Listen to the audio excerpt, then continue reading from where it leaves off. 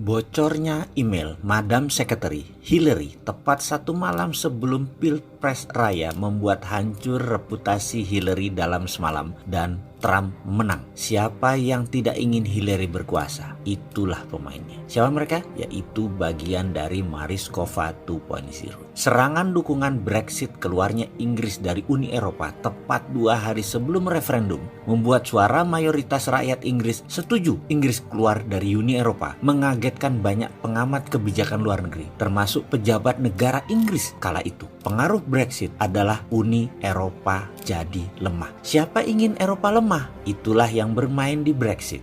Lalu kencangnya pendukung Katalan yang ingin merdeka, yang bisa membuat Liga Klasiko, pertandingan klasik El Real dengan El Barca, tinggal sejarah kalau Catalunya atau Baski pisah dari Spanyol. Guncangnya referendum tersebut ada yang memainkan dengan cantik via sosial media dan media digital, membuat Spanyol goyang, membuat Eropa lemah. Sekali lagi, siapa di belakang Catalunya? Lalu lain lagi dengan Arab Spring di Mesir, diawali dengan kelangkaan gandum di Rusia yang gagal panen karena panas berkepanjangan di Rusia. Serangan via media sosial membuat revolusi Mesir yang menumbangkan rezim Islam versi Ikhwanul Muslimin adalah contoh serangkaian geopolitik dunia yang dimainkan 3 negara besar. Ujungnya adalah ingin manfaat benefit dari wilayah tersebut. Terlalu naif kita mengatakan bahwa dalam sebuah negara politiknya itu tidak ada campur tangan negara lain yang mencari untung dari negara tersebut. Tidak ada. Pasti ada negara yang cari untung dari negara lain tersebut. Itulah Mariskova 2.0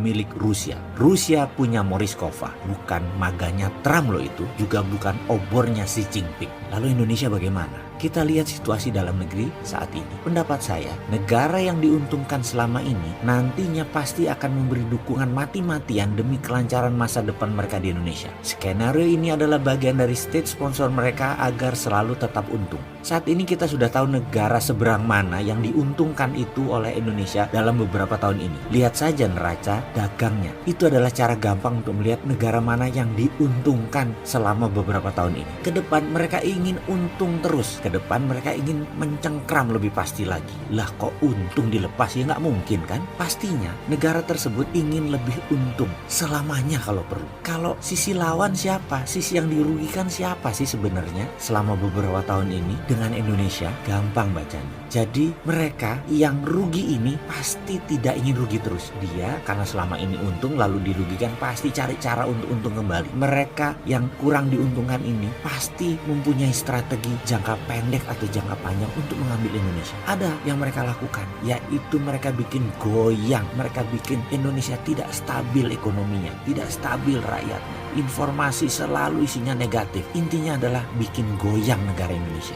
Inilah yang membuat saya berani mengatakan demo mahasiswa, kabut asap, dan konflik Papua ada pemain asing, ada sponsornya. Sekali lagi, ke depan sebaiknya Indonesia bagaimana? Ya sudah, serahkan ke pemerintah saja, udah pinter kok. Saya cuma berharap nggak ada oligarki di sekelilingnya, tidak ada plutokrasi di sekelilingnya, tidak ada geopolitik di seberangnya yang tidak diakomodir sehingga bisa ngacak-ngacak dalam negeri Indonesia. Main cantik lah wahai pejabat, kasihan rakyat itu.